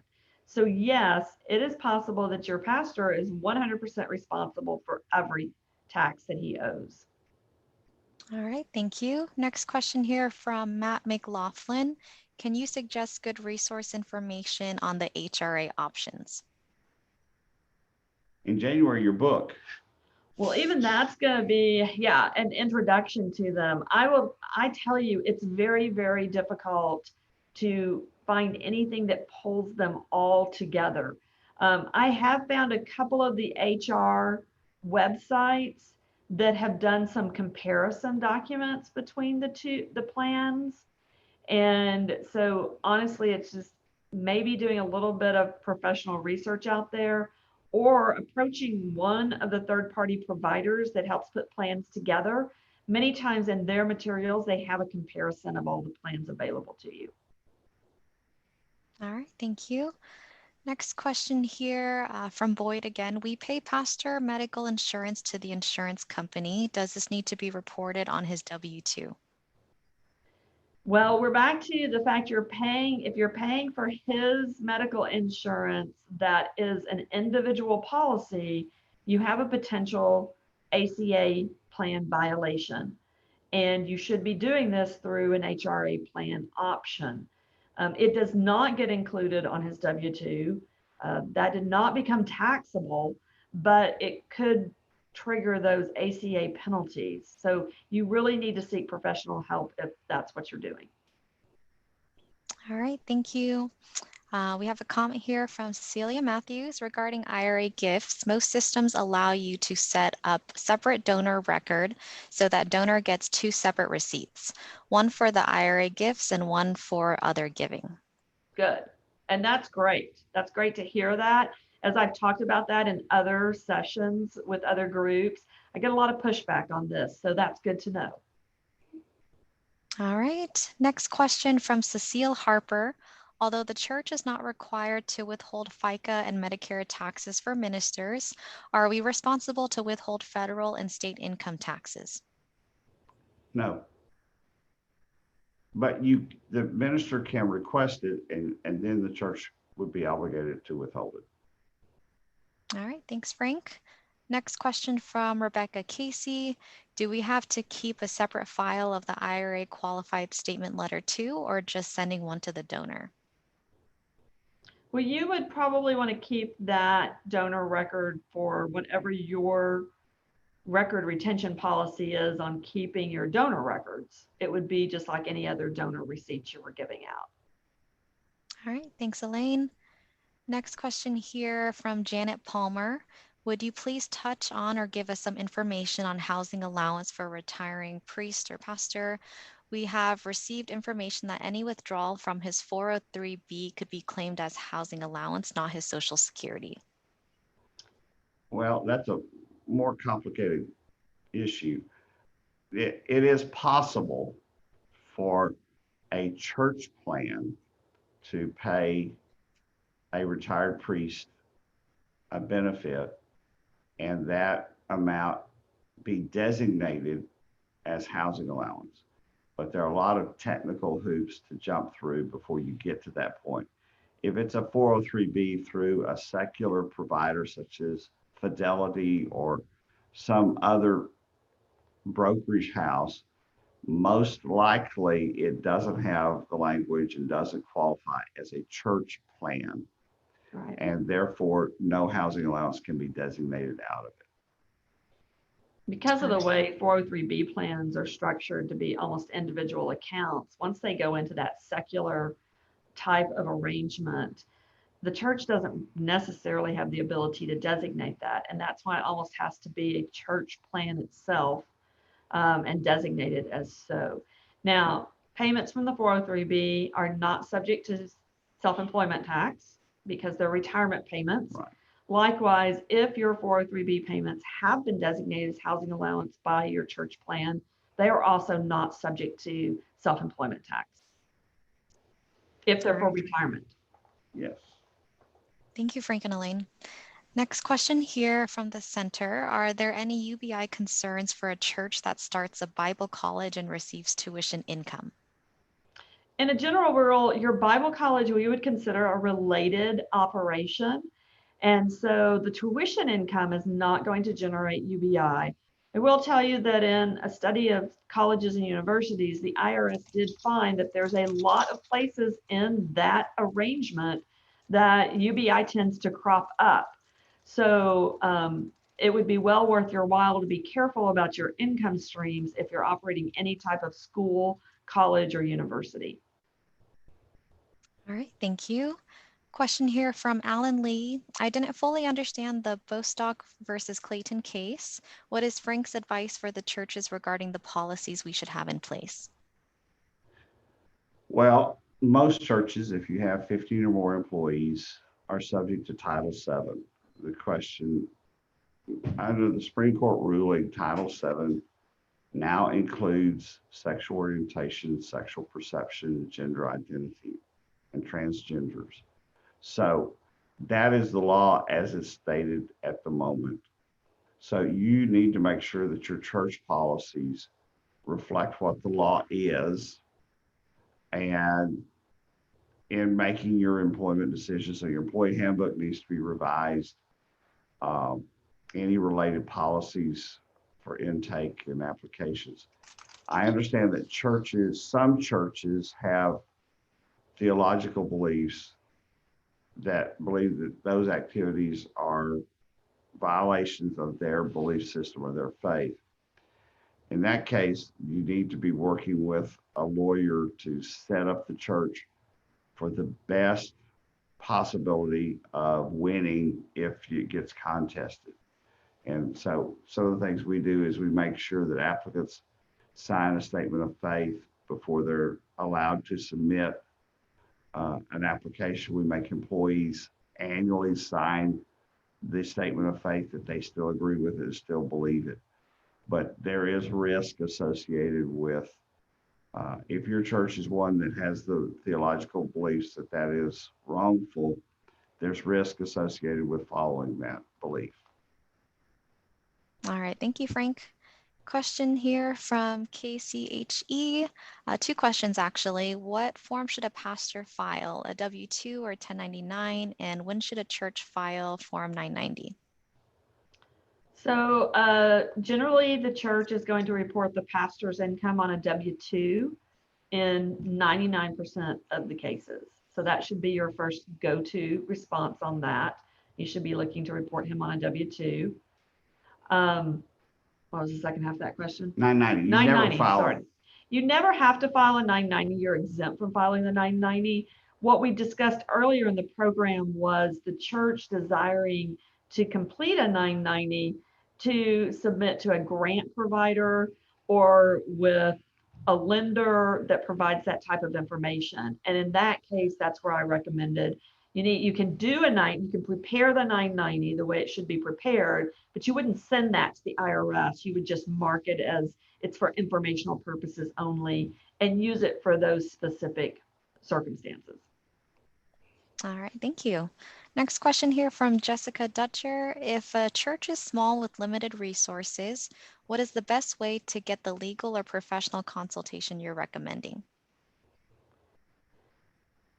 Well, I think the first thing is to start out with really taking advantage of some great resources.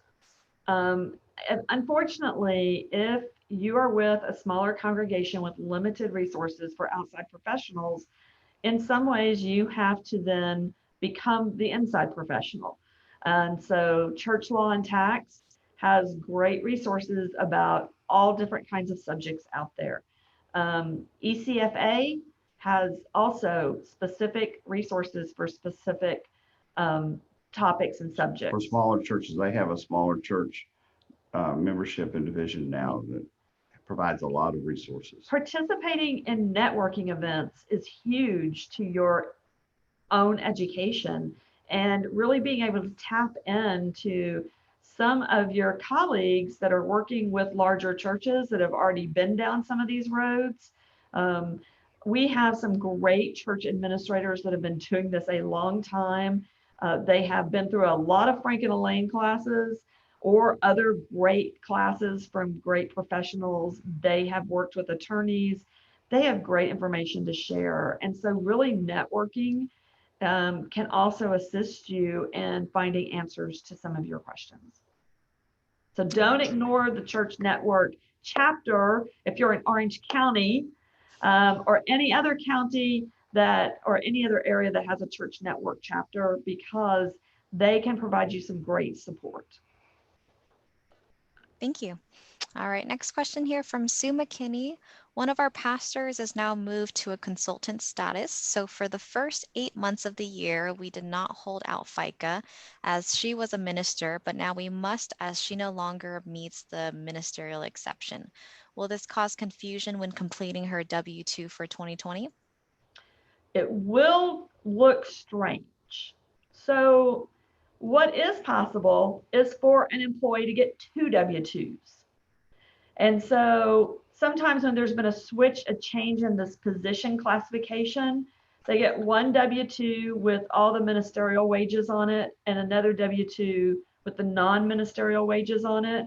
So you don't have a 1 W-2 that looks exceptionally strange. They just need to know that they get 2 W-2s. There's nothing wrong with giving an employee 2 W-2s as long as they're aware of what's going on. And what I recently ran into it that if you're using a third-party payroll service, they won't do that. No, what the third-party payroll service will do is they actually close out that one employee and set up, you can tell them, close out that employee if possible, and then set up a new employee. And that's kind of what sometimes they can do that and maneuver through. You would get 2 W-2s, but they can't do that mid-year flip on the same employee. All right, thank you. Next question here from Cindy Jacobson. What about preschool teachers at a synagogue in California? Prior to Our Lady, a Cal Appeals court held that they failed the ministerial test. Yes, and I think they still fail it. Primarily because I think that was decided under California law, not under federal law, even though the ministerial exception is federal. They weren't required to be Jewish. They did receive some training on Jewish tradition and beliefs. It's going to be interesting to see how that plays out in the future. I'm not willing to stake it one way or the other. All right, thank you, Frank. Next question here from Howard Scully. Follow up on the organist question. I thought you could not volunteer to do work that's substantially related to your usual work for which you're paid. You could volunteer to do other types of work. Maybe that's only in California. Also, maybe ministerial exemption preempts this? Well, you're mixing up some potential issues. If they were performing services for pay, they cannot perform related services as a volunteer. That's still a rule. That's a federal rule. But if that person has gone off of payroll, there is 0 payroll, then they can volunteer during that period of time when they're off of payroll. Okay, thank you, Frank. So we have a question here from Monica Krulik. Could you clarify which types of income or fees related to weddings are and are not UBI or problem for property tax exemption? Well, our first line of reasoning on charges for weddings is that we're considering the wedding to be a religious event. And so from a UBI issue, we're saying that that's a related activity and the wedding fees are not going to be creating unrelated business income. I don't think that generally we worry about that on the property tax side, because the property tax people also see that as a religious activity. Right. And so weddings, we kind of pull out of the analysis of your use of your buildings. All right, thank you. All right, we have another question here from Tim Clark. Can a church grant an educational reimbursement plan that is part of the accountable reimbursement plan that is designed to cover business expenses incurred by the pastor? That is a very tricky question because education is all over the map. One of the things I did when I wrote the church compensation book I talked about earlier is one of the appendixes is a comparison between when your educational expenses are really an educational assistance plan, which is not through your accountable plan, and when they are an expense reimbursement for a business expense for continuing education. That would be under your accountable expense reimbursement plan. So if you want it under the accountable expense reimbursement plan, you have to be able to say, this is continuing education, and it meets those criteria. If it does not meet the criteria for continuing education, then it's probably an educational assistance, which is either going to be taxable or you're going to have a specific educational assistance plan in order to provide it tax-free. All right, thank you. All right, so this question is a follow-up question to the Our Lady. What about ministerial tests for religious teachers in California? This is from Eliza. Yeah, I think teachers that have spiritual duties and responsibilities qualify for the ministerial exception. So they have to have religious teaching. They have to be teaching about the faith. They have to be praying with their students, counseling their students. They have to be involved in the spiritual formation. And if that's true, then the ministerial exception will apply to them. All right, thank you. Okay, so one last question here, and then we'll wrap it up. A question from Rabbi Lonnie Bradshaw. My wife is a certified cantor, which is a recognized ministerial position. However, she is not currently ordained. Is she considered a minister for IRS and or labor law purposes? Well, we have to separate those out. Cantors are recognized by the IRS as ministers for income tax purposes and Social Security tax purposes. But they also have to be performing the duties of a minister. She's performing the duties of a cantor, then she would qualify for ministry treatment under the federal tax law and under the Department of Labor rules for the minister exception. So it just depends on Be a cantor and not a leader. Obviously, the ordination question. I'll be honest with you. I don't know that I've ever looked at the issue where a cantor was not credentialed. She was not ordained, right? I think on the question. I think we're going to have to, that one was, yeah. there we go. We're back. But Are we back? Okay. Yep. Could you So maybe just repeat that answer one more time Yeah. and then we'll wrap it up. Thanks. The last question, I think we would just need some more facts on Brittany in order to give him a really good answer. So I don't think we can answer that off the top of our head. All right, great. You guys, we got through 60 questions. That's fantastic. There are 15 open. If you did not get your question answered, please email legal@ccia.com. Put in the subject header Sommerville webinar, and we will make sure that we can address that. I want to thank Frank and Elaine again. I want to thank Brittany.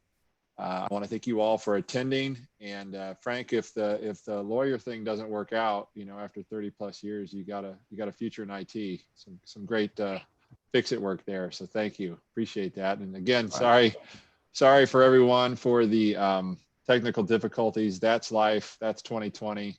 So we just roll with it, and we will get everyone a copy of this presentation out to them. And just thank you all for attending, and have a great rest of your day. Thank you. Thank you. Bye.